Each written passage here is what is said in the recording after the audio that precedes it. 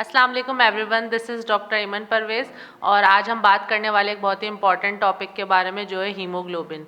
और हम आज की वीडियो में मैं आपको इसी से रिलेटेड सारी इन्फॉर्मेशन दूंगी कि हीमोग्लोबिन क्या होती है, इसकी नॉर्मल रेंजेस क्या होती हैं और क्या फैक्टर्स जो हैं वो हीमोग्लोबिन पे इफ़ेक्ट कर रहे होते हैं। तो इस एतबार से जो आज की वीडियो बहुत ज़्यादा इन्फॉर्मेटिव होगी, सो स्टे ट्यून्ड।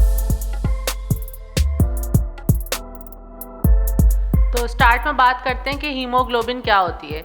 हीमोग्लोबिन हमारे खून के अंदर जो रेड ब्लड सेल्स होते हैं उनके अंदर मौजूद होती है और ये दो पार्ट्स में मुश्तमिल होती है, जैसे जिसको हम कहते हैं हीम और ग्लोबिन। हीम जो होता है वो आयरन पार्ट होता है इसका और ग्लोबिन जो होता है वो प्रोटीन होता है। तो ये दो हिस्सों में मुश्तमिल होती है और इसका काम ये होता है कि ये हमारे जिस्म के अंदर जो है वो ऑक्सीजन को फराहम करती है अपने अंदर कैरी करके।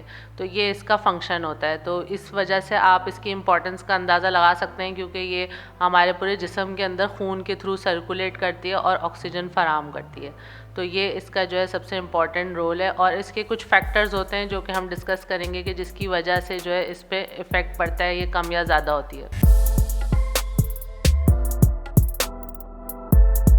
तो अब बात कर लेते हैं उन फैक्टर्स की जिनकी वजह से हीमोग्लोबिन की लेवल पे असर पड़ता है। तो उसमें सबसे इम्पॉर्टेंट जो होता है वो ये होता है एनीमिया, यानी अगर आपको खून की कमी होती है तो ऑटोमेटिकली आपकी जो है हीमोग्लोबिन लेवल भी वो कम हो जाता है। उसके अलावा सेकंड जो रीज़न होता है वो होता है एक्सेसिव ब्लीडिंग, जैसे खुदा ना खास्ता आपका कोई एक्सीडेंट वगैरह हो गया या कोई ऐसा ट्रॉमा हो गया जिसके अंदर बहुत ज़्यादा एक्सेसिव ब्लीडिंग होती है, तो उसमें भी जो है वो आपका हीमोग्लोबिन का लेवल डाउन हो जाता है। या कोई सर्जरी ऐसी होती है जिसमें बहुत ज़्यादा आपकी ब्लीडिंग हो जाती है तो उसमें भी आपको जो है बहुत ज़्यादा हीमोग्लोबिन के लेवल डाउन होने का चांस होता है।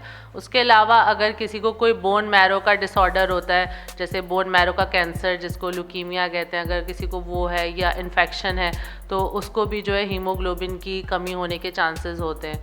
उसके साथ साथ अगर किसी को कोई बहुत ही पुरानी कोई बीमारी है, कोई क्रॉनिक डिजीज़ अगर हैं तो उनका भी इम्पेक्ट हो सकता है जिससे हीमोग्लोबिन जो है आपके लेवल्स वो डिस्टर्ब हो सकते हैं। और अगर किसी को क्रॉनिक किडनी डिजीज़ है तो उससे भी हीमोग्लोबिन के जो लेवल्स हैं वो डिस्टर्ब हो सकते हैं।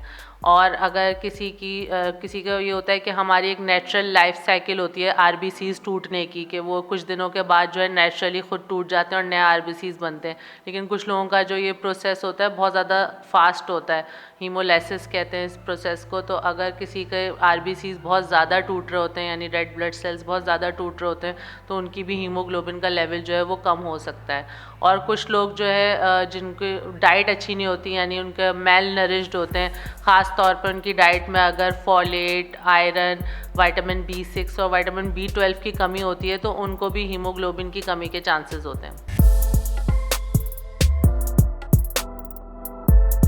तो अब बात कर लेते हैं हीमोग्लोबिन की रेंजेस के बारे में। तो हीमोग्लोबिन की जो नॉर्मल रेंजेस होती हैं वो छोटे बच्चे यानी बिल्कुल ही जो पैदाइशी बच्चे होते हैं, नौमौलूद या इन्फेंट्स जो होते हैं, उनके अंदर इसकी जो रेंज होती है वो 9.5 से लेके 13 ग्राम पर डेसीलीटर होती है। और जो मर्द हजरात होते हैं उनकी जो रेंजेस होनी चाहिए वो होती हैं इसकी 13.1 से लेके 17.2 तक जो है वो होनी चाहिए इसकी ग्राम पर डेसीलीटर।